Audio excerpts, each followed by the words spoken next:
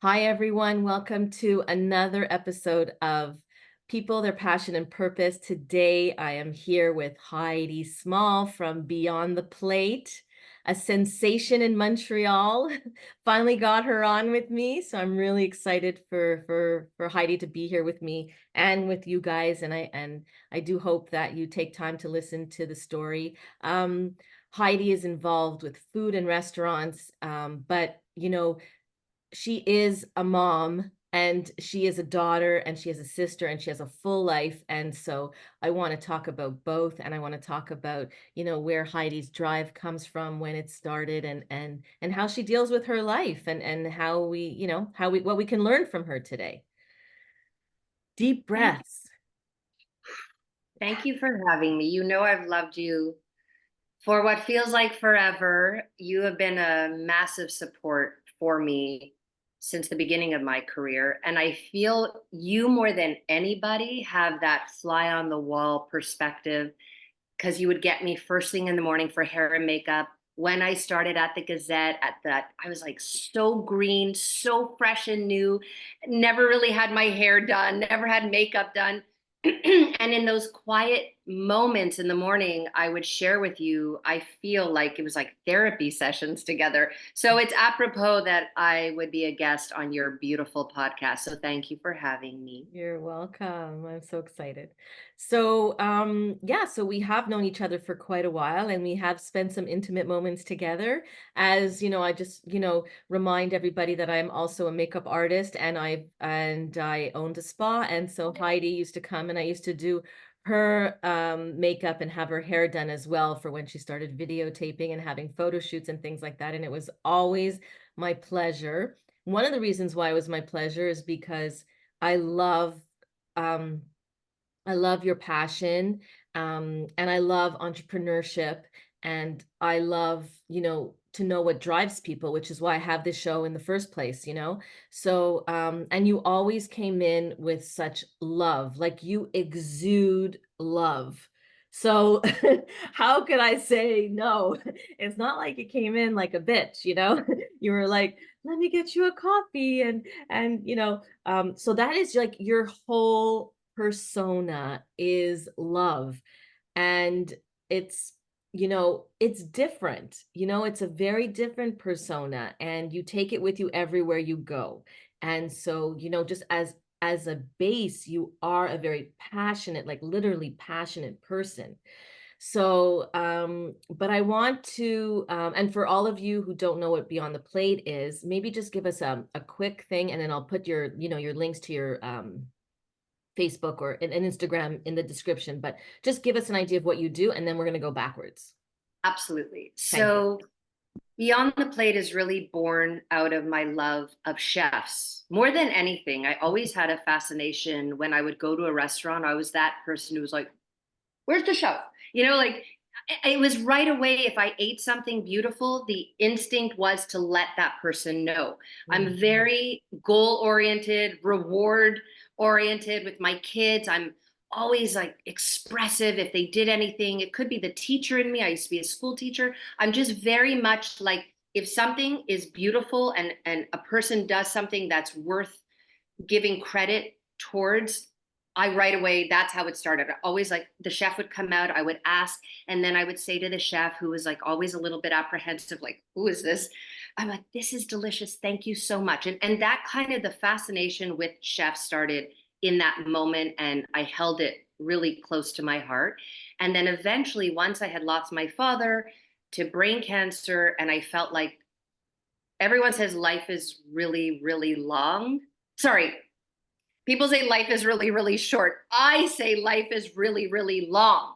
I feel like the days and the hours and the weeks and the months trickle by when you're not doing what you're meant to be doing in life. And that is what drives me, is that I always feel like I'm driven from that thing that you see in me, which is the love and passion. That's my engine. And so if I'm not doing what I'm supposed to be doing, I run on empty. There's no fuel, and I'm just like a wilted flower. So when my dad passed away, I was really asking the tough questions. What do you want to do now? And Mm. I try to sit with the thoughts of, what do I love? Who do I love? What ignites that thing inside of me that starts the engine, and it was chefs, and I wanted to tell chef stories. So Beyond the Plate is really born out of that need to fulfill my wish and desire, that thing you see me run on. And so I tell chef stories, and I go in and I spend time with them, and I want the world to know, I want our community and our city to know their story, because I truly felt like when I was that girl sitting in the restaurant connecting with that chef changed also the way I ate their food. It was no longer a mystery, like, how did this plate appear? Poof. It was like, oh, there's a human standing there, working, creating, putting it on the plate with so much effort and love. And it connected me, and it brought me back to a place of appreciation. So I wanted to do that for chef community and the people, and bring that together. So Beyond the Plate was really that, it is beyond the plate. It's more than the food, it's the connection. So it is every month a story about a chef, so that everybody gets to say, "Oh, that's fascinating. I'm going to go there," and change the way they taste the food. That's amazing. I I often I can get that because often when I often go to say goodbye to the people in the back when I eat in a restaurant and it was so nice and everything, so I'm often like, if my husband's out the door, I'm like, hang on, I'll be right back. And I go into the I go into the back and I'm like, guys, it was so good. Thank you so much, because I too I'm grateful for things. I'm grateful for the passion that people put in their work, and I understand that passion because I'm passionate about what I do, like for example, when I do a makeup, when I do other things, when I have this podcast or whatever it is that I'm doing, now I'm into other stuff.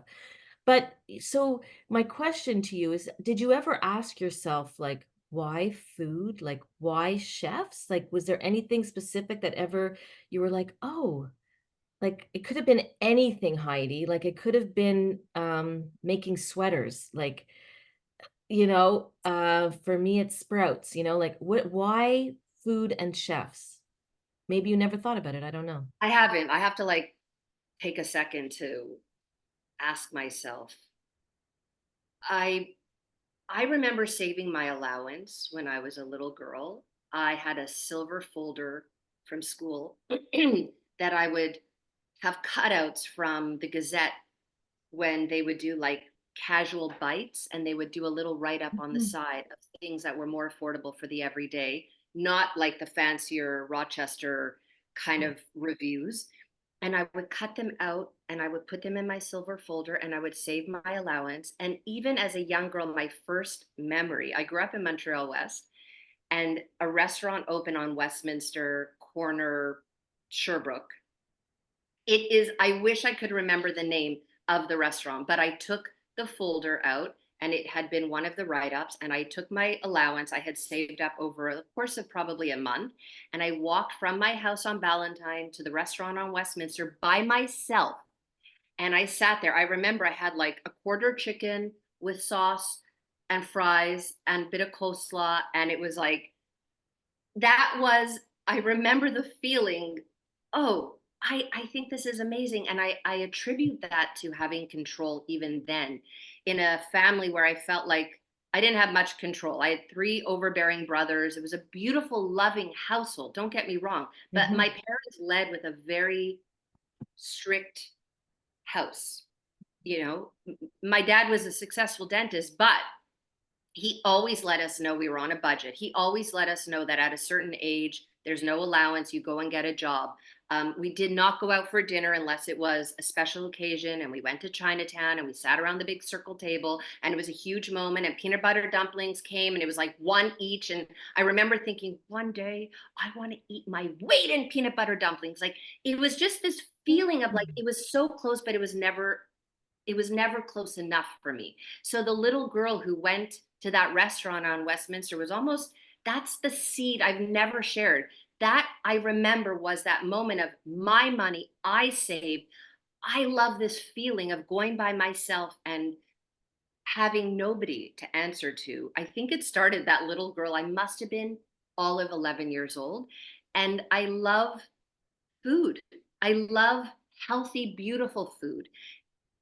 It's my father's, of course, influence, because we can get into it more. He really taught me about his passion in life. And then it was one of them was infused into food, because it wasn't my mom. My poor mom always gets a bad rap. It sounds like my dad was the sun and the moon and the stars, but it was really because my mom ran the household with four kids. You know, she was like keeping it together, and my dad, because of that, had a chance to explore his passions, you know, like Yeah. Japanese bonsai, and he was intricate in the basement for hours, and gardening and Yeah. food and taking cooking courses. I mean, he was a man who had the luxury because his wife was really in the background running the show.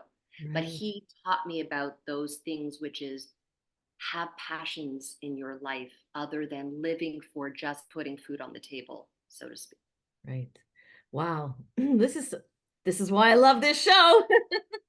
Yeah. So that's great. So it's so interesting that, that's why I find it so interesting to ask questions like this because um there's always this like there's always this part of somebody from their childhood that ends up getting I guess you would say coming out or becoming or expressing itself later on in life if they don't if they're not let's say they're not into it like all the way through. And so I guess that's just where it comes from. That's just what you love. And that's, yeah, exactly. It's the excitement. It Amazing. just feels Yeah. like every time I go to a restaurant, Charlene, I Yeah. kid you not, I feel this giddy excitement of, it's the one thing that I can give myself that pleasure that I can be in control of. I don't have to wait anymore for somebody to invite me to dinner. I don't Hmm. have to wait anymore for someone to say, now we can go. Mm. It's never lost on me. So the first moment of going to a restaurant is always very new. And like I had said this once before, this career of food and restaurants is only about 6 years old.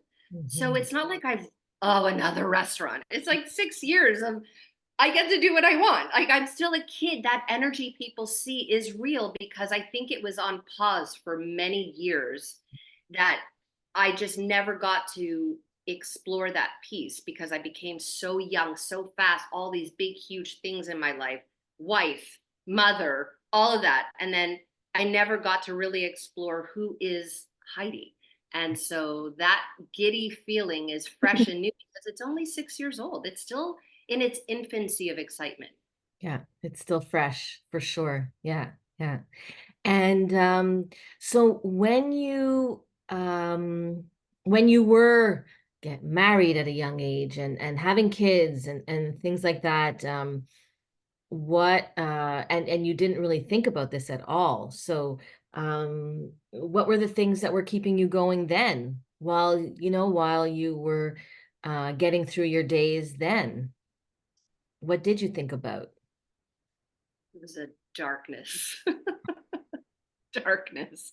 No, because It's okay. being That's a why young we're here. bride, well, I was in darkness, but I'll say that being a young bride, I was blissful and Right. wildly, passionately in love. It was everything that I had imagined it would be. I wasn't somebody who had a lot of boyfriends in school. In fact, I had no boyfriends in school. Like my first kiss wasn't until I was 16, maybe 17 years old.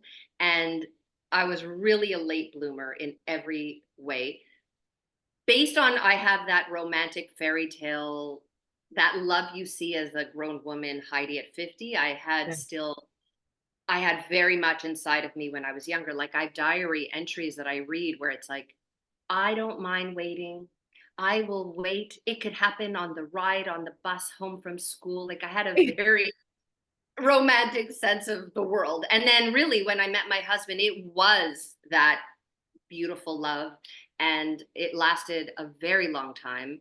But when we had babies, when I had babies, I was all of 26 years old. You know, I have a 24-year-old daughter who still calls me and says like, how do I cut up a chicken? You know, and I'm like, my God, I had her in my arms at that age. So I, I was a very young mom, and I had my first two kids 11 months apart, which means when Mm. I went to my 6-week checkup after I had my first, I was already pregnant with my second.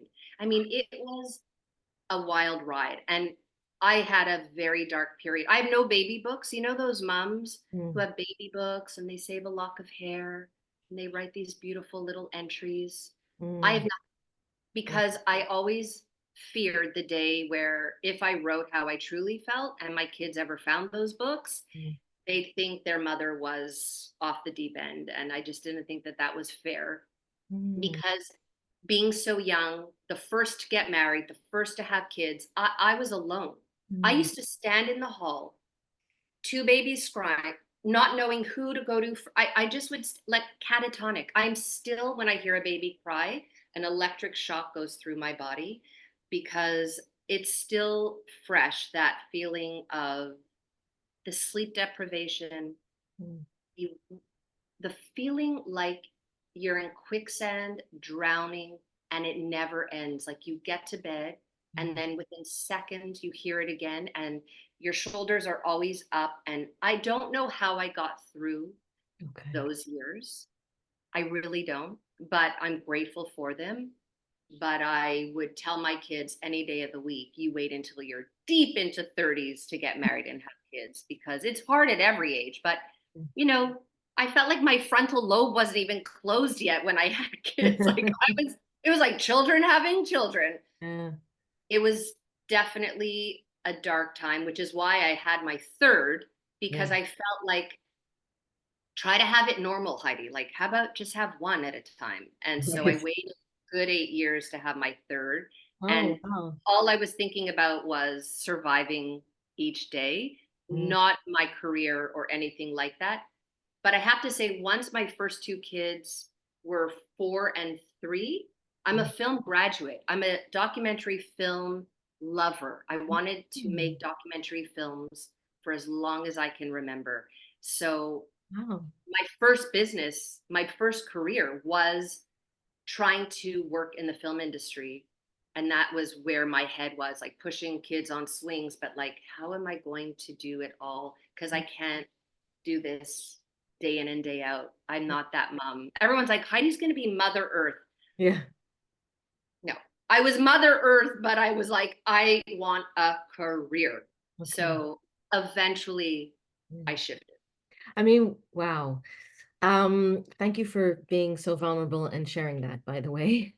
Um, but it's interesting because you call it a career, you know? Yeah, we have careers, but I think your career, it was like your passion and you were missing out on, you felt like you were missing out on something and you felt like you wanted to, that's what it sounds like to me, like you felt like you wanted to, um, like it brings, like do something else as well, you know, like bring up your kids, of course, but then also have the fulfillment outside the home to, you know, reach your goals and your passion and be with your other passion. Yeah. I'll share a little tiny thing, which might come off as super odd and strange, but I know that you believe in mindfulness and all of those great, healthy anecdotes that we can all use for ourselves for everyday life. I I try. talk, I I try. talk to myself all the time. I talk Mhm. to myself. I'm kind, I'm gentle, sometimes I'm harsh, but I'll tell myself, and it started young at this point. I'm like, Mm, Heidi Small, you are meant for greatness. You are meant for greatness. And what did that mean? It didn't mean I thought I was like the cat's meow when I walked on water. It just meant there is a purpose to you on this planet, mm, and you need to find it, and don't stop until you do. And that was like that little voice that said, you will never be happy folding laundry. You'll mm. fold laundry if you're doing what you're supposed to do, and then you'll whistle while you work. But if Yeah. you don't figure it out, you will be forever in misery. And that little voice, you are meant for greatness, was this like little echo, which we should all have on our worst days. Somebody should record it and play it for themselves to say, you are meant for Mm. Yeah, I mean, for those of you listening and not watching, yeah, I'm shaking my head and I'm kind of like, oh, yeah, you know? Yes, and you're not weird for saying this, and you're not the first person that I heard this from, because I think most of us do talk to ourselves, and I guess the only thing is now we have to remind ourselves to be kind to ourselves and to talk kinder to ourselves. But just the whole talking to yourself type of thing and that little voice that you had in your head that got you through, that kept you going, I've heard few people say that, so that's so interesting and thank you. Yeah, for sure. We all have that little Healthy voice in our. mind. I'm realizing the greatest currency I trade on in my life is my healthy mindset, Yeah, because the day to day and life yeah. kicks me in the ass all the time. Like, don't get me wrong. Like, there are days of the month where I am not sure I'm going to make rent. I'm not sure. I have like a few $100s left in my account and I still have to do groceries. Like, it's always a grind for me. Everyone's like, you just hustle. I'm like, I hate that word. And I Mm, don't like even using the word hate, and my kids know that. But it just sounds, when they say you just hustle all the time, like I'm turning tricks on the corner. yeah. And it's not. It's a real burn, because it is a continuous Mhm. engine that needs fuel, and the only thing that fuels it is me.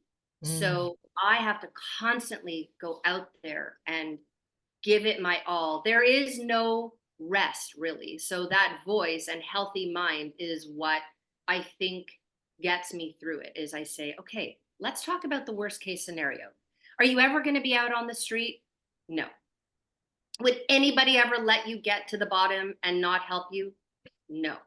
Okay, so like just go another day. You'll be fine. mm, So it is a constant thing, and healthy mind is the currency of all currency to trade on, because a lot of people I realize in my life struggle, but like struggle with broken, shattered, jagged pieces that don't have that beautiful, healthy mindset to say, like, you're good. mm. So I really nurture that part, and I feel blessed, because that is really the thing that pushes me through, that gets me here with this glow and smile, is that healthy mind, which is hard. It's hard Yeah. out there. Yeah, yeah, yeah.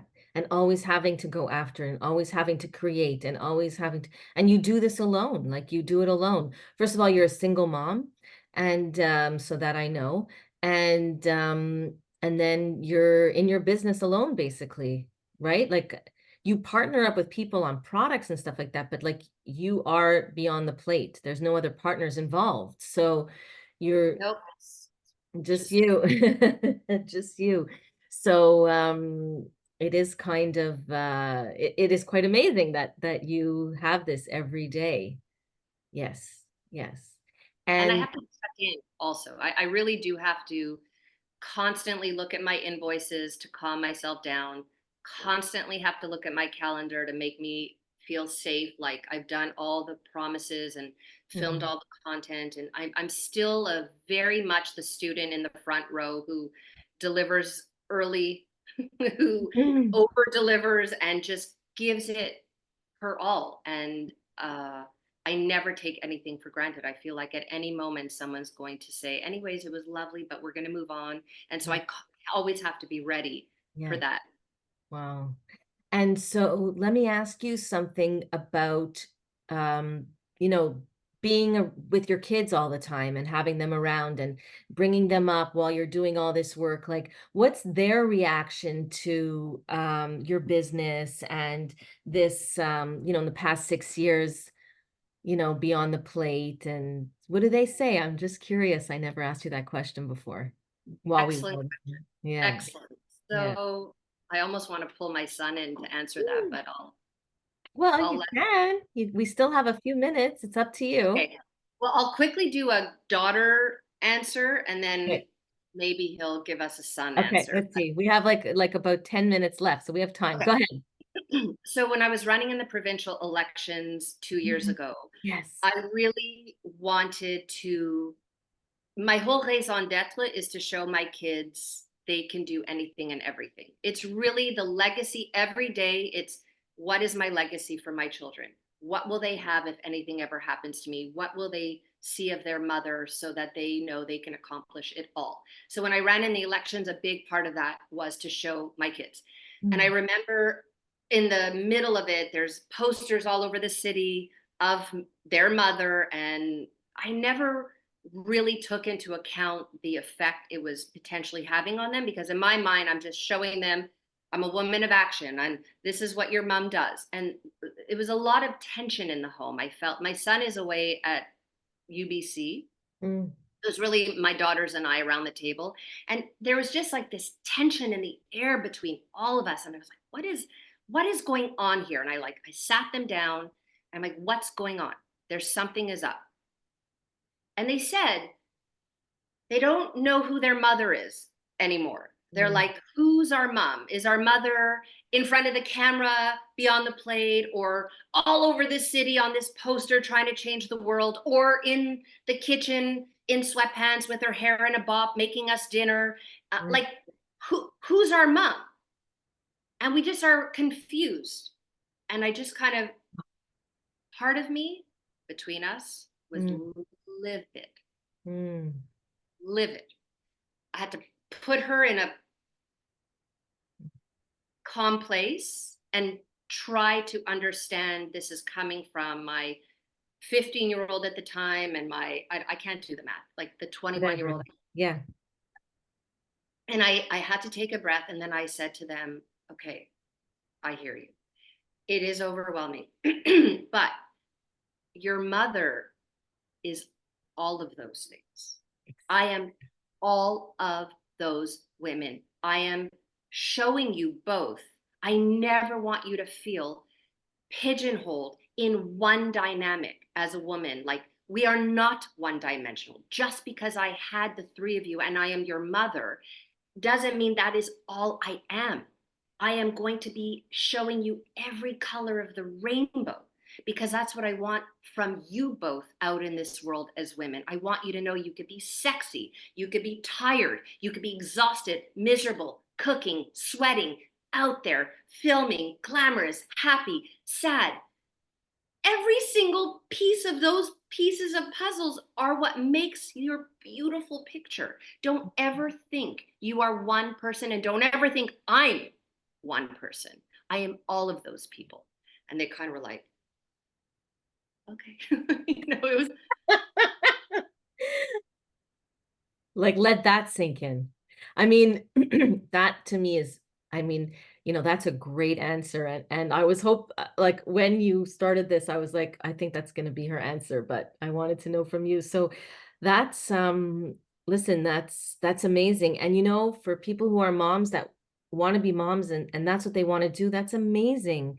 And for people who want to do, I'm not a mom and I'm still amazing. And it's so much about finding your satisfaction. And again, like, you said you hated a word. Well, I don't hustle. Like, I don't really like the word happy, like, I don't know. I just find it's a funny word. So I don't want to say happy, but I want to say, find your contentment so that you can be self-actualized, so that you can be the best person that you can be. And that's really what you're talking about here. And you have many different selves and many different parts of yourself. And And to one does not negate the other. exact One does not mean, oh, this is confusing. No, it's not confusing. We yeah, are multifaceted, multi-leveled, layered humans, especially as women. We need to know that we could be it all. yeah, wow, That's how I've been role modeling. So it took a second to realize, yeah, just because I'm doing it and showing it doesn't mean I don't have to explain it. And that was like a little lesson for me when I had that first I'm livid. I was like, calme toi. Like, this is a learning moment for everybody. And just because you think you're emulating and showing doesn't mean it's sinking in. There could be another piece that you can use to tie it in. And so that was a big thing. That I'll never forget that. They may have moved on from it, but I certainly didn't. But with 4 minutes and 35 seconds, you want to ask my son quickly what he thinks? We can, sure, sure. Okay. Do you If want to you talk for 1 second? Come here. Me talk? Yeah, quickly, how What you do I talk feel. about? Well, Charlene just wants to know what you feel like. Hi. I was just enjoying listening. Okay, sit. Oh, let's see you. Hi. Hello, How are you? Great to meet you. meet you as well. So let me ask you something. We have a couple minutes left here. In about a minute, 60 seconds, tell me what you think about your mom working so hard and what she does, and how do you incorporate that in your own life and learnings? That's a loaded question. You have 60 seconds. 60 seconds. What do you get from your mom? What do you get from her? I would say she definitely shows me that it is, people always say anything's possible. You can kind of do whatever you put your mind to, but it's very rare that you actually see someone put their money where their mouth is. Um, and I think my mom is the only person really I know in my life that says that and actually follows through and showed me that because yeah, she was juggling a million balls at once at one point, and I'm not here in the everyday because I'm away for school like she mentioned, but um, even just the snapshots I would get at what was going on from our weekly FaceTime calls, I would be like more overwhelmed with what she's juggling than like the million things that I'm juggling at school. And I just don't understand how she does it, but she does it. She somehow manages. I don't know. Amazing. She really proves that it is possible. Thank you. Wow, thank you. I'm verklempt and I'm crying. That's so, so nice. Oh my God. Thanks for coming on. I really appreciate it. Thanks for having me. I don't Yes. even know what I'm on here, Have a but great day. It nice doesn't to meet matter. you. Don't worry about it. It's all good. All So good. Heidi, oh my God. I think that that's like a testament to who you are and what you do. And thank you for being here with us today. And it was really inspiring and really exciting. And we could think of other things to talk about and get a little bit deeper into some things whenever you're ready, whenever you want. And Please have me back for a part 2. okay, I will, I will, I will. Started. I know there's lots to talk about. I know. I'm gonna extend my Zoom thing because often it's not enough time. But then again, it's also I don't want to overdo it with these long, long conversations. But you know what? People who are listening in the comments, let me know, should I go longer? Heidi, I think we really learned a lot about you today, and you really opened yourself up to us. And I'm so grateful for that. And I think that you definitely added to everyone's day that's listening. And we're going to make sure that everybody listens to this for sure. And we're going Thank to keep going and keep, working together and being in touch. And yeah, you. yeah, Can I yeah. just say quickly in the last 60 seconds Yes. how much I love you Oh, and how it feels also so inspiring that you as well show all the colors of the rainbow and what's possible, that you can devote your whole life to a business and then all of a sudden switch it up, and that you aren't just in love with makeup and you aren't just happy to run Annie Young, that you have other parts of yourself that you wish to explore, similar to what I was saying to my girls, that we yes. have many pieces of our puzzle. So I think to you, Thank you. I salute your bravery in jumping on your next passion. And I love watching you and Thank you. glowing. And thank Thank you for you. having me. Thank you. Bye, everybody. Thank you so, so much. Thanks.